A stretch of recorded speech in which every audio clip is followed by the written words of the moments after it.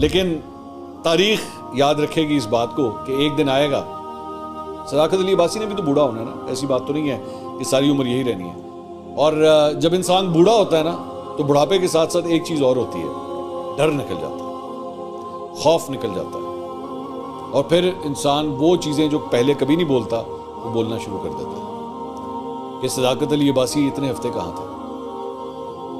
اس پورے انٹرویو کے دوران 10:43 پہ, میں آپ کو ٹائم بھی بتا رہا ہوں, 10:43, میں اتنے غور سے انٹرویو دیکھ رہا تھا کہ 10:43 کے اوپر اسٹوڈیو کے اندر کسی کے کھانسنے کی بھی آواز آئی. وہ اینکر بھی نہیں تھے, وہ صداقت علی عباسی بھی نہیں تھے.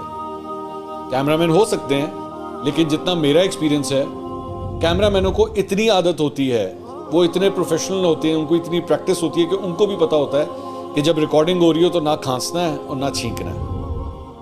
تو غالباً شاید ہو سکتا ہے, میں آئی ایم ناٹ شیور, کہ ہو سکتا ہے اسٹوڈیو کے اندر کوئی ایسا شخص بیٹھا ہو جس کو ان آداب کے بارے میں پتہ نہ ہو کہ جب ریکارڈنگ ہو رہی ہوتی ہے تو اپنی کھانسی پہ اور اپنی چھینک پہ کنٹرول کرتے ہیں. 10:43 کے اوپر وہ کھانسی بھی آن ایئر گئی ہے.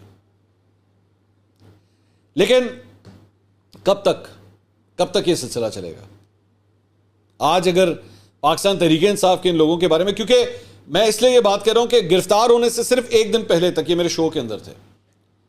صداقت علی عباسی صاحب جو پتہ نہیں سے گرفتاری کہیں بھی یا نہ کہیں, یہ غائب ہونے سے ایک دن پہلے, چلے میں غائب ہونے کا لفظ استعمال کر لیتا ہوں, غائب ہونے سے ایک دن پہلے تک یہ میرے شو میں تھے.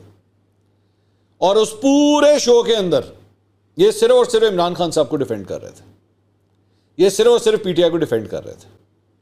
میں خود پاکستان تحریک انصاف کا بہت بڑا ناقد ہوں, عمران خان صاحب کا بہت بڑا ناقد ہوں, لیکن جہاں پہ دل اور دماغ نہ مان رہا ہو معذرت کے ساتھ, میں اس میں ہاں نہیں ملا سکتا.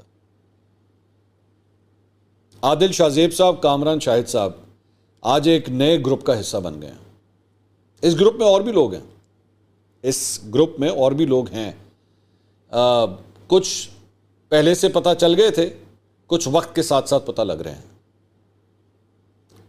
میں شاید کوشش بھی کر لوں تو اس گروپ کا حصہ نہیں بن سکوں گا.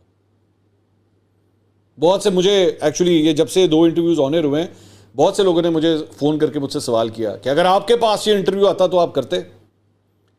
میں اس سے بہتر ہے کہ میں صحافت چھوڑ دیتا, میں اپنے عہدے سے استعفیٰ دے دیتا. یہ کام نہیں ہوگا, یہ کام نہیں ہو سکتا.